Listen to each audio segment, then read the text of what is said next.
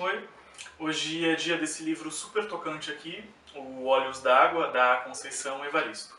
Esse livro foi lançado bem recentemente, em 2014, e já foi leitura obrigatória para vários vestibulares.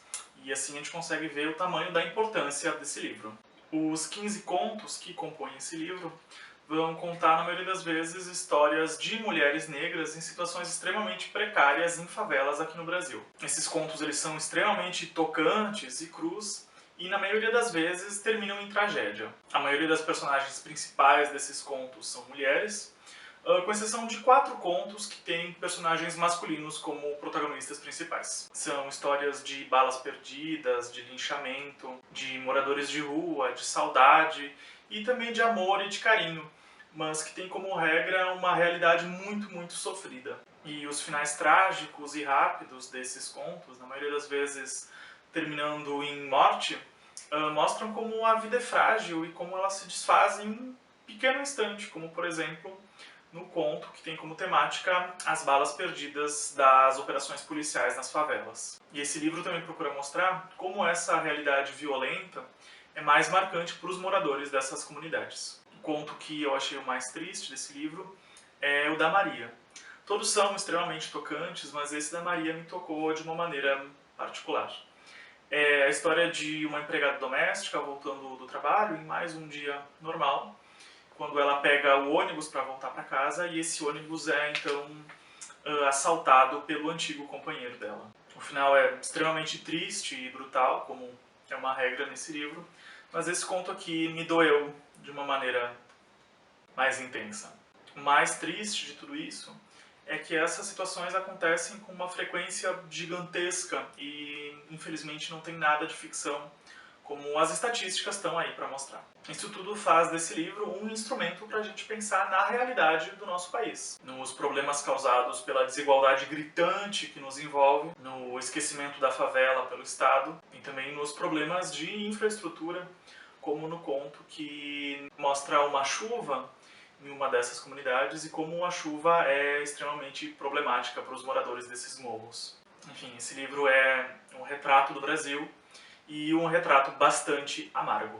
A autora desse livro, a Conceição Evaristo, viveu a realidade da favela. Ela nasceu em 1946, em uma comunidade em Belo Horizonte, conseguiu conciliar o trabalho como empregada doméstica com os estudos, é doutora em literatura comparada, e traz essa realidade da discriminação racial, de gênero e de classe para a literatura dela, que é uma literatura absolutamente fundamental. Eu assisti uma entrevista da Conceição Evaristo para a TV Brasil, uma entrevista super legal mesmo, e eu vou deixar o link para quem quiser assistir aqui na descrição desse vídeo. Nessa entrevista, a Conceição Evaristo conta pra gente como a literatura dela está ligada com uma tradição de contar histórias, com uma tradição oral de contar histórias, principalmente da tradição africana presente na família dela. Para quem quiser assistir, vale muito a pena.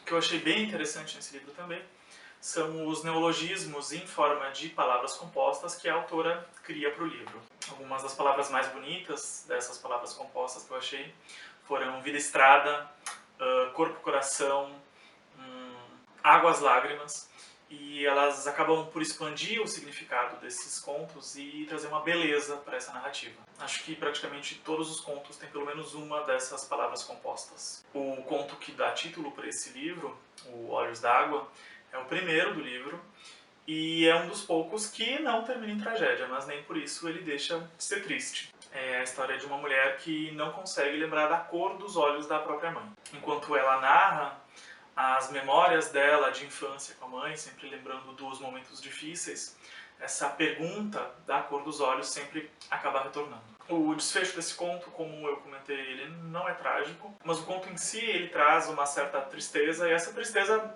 acaba permeando o livro inteiro. O conto da Maria, que eu comentei antes, também é atravessado por uma pergunta. Se os filhos dela gostariam de comer melão, porque ela está levando o melão para casa dos restos de uma janta que a patroa tinha dado na casa dela. Mas com o desfecho brutal desse conto, essa pergunta sobre se os filhos dela gostariam de melão ou não acaba ficando sem resposta, mas mesmo assim acaba ecoando na gente. O segundo conto se chama Ana da Venga, sobre uma mulher que é envolvida com um homem procurado pela polícia. É interessante notar que Davenga não é o sobrenome da Ana, Davenga é o nome do companheiro dela, que ela acaba usando como sobrenome, tamanha a entrega dela ao Davenga. Nessa história, a Ana está fazendo 27 anos e é a primeira vez que ela vai ter uma festa de aniversário.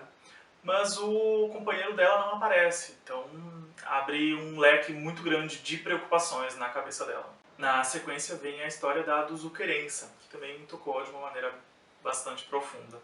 Essa história é de uma moradora de rua, já uma senhora, no dia de carnaval preparando uma fantasia. E enquanto que ela prepara a fantasia, ela fica relembrando da própria vida e sobre como ela entrou super cedo para a prostituição. Depois vem o conto da Maria, que eu já comentei.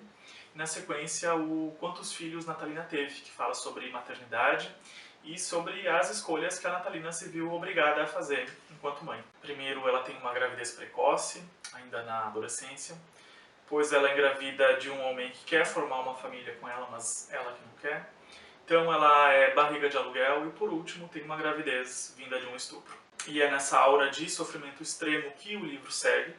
Eu não vou fazer um resumo de todos os contos aqui para não estragar a descoberta de leitura de quem eventualmente for ler, e também para não dar spoiler, já que são contos bem curtinhos.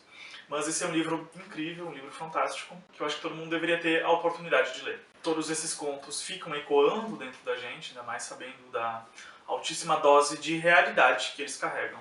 E o fato dessas situações serem extremamente corriqueiras amplia esse sentimento de tristeza que a gente tem lendo esse livro. E também mostra como é imprescindível a gente lutar por uma sociedade mais justa e igualitária, onde fatores como cor da pele, gênero e condição social não sejam uma sentença de morte, como é atualmente. Por hoje é isso. Espero fortemente que vocês se aventurem por esse livro incrível aqui. Também quero saber as impressões de leitura de quem já leu aqui nos comentários, porque é absolutamente impossível ficar indiferente a esse livro. Então até a próxima semana e um abraço.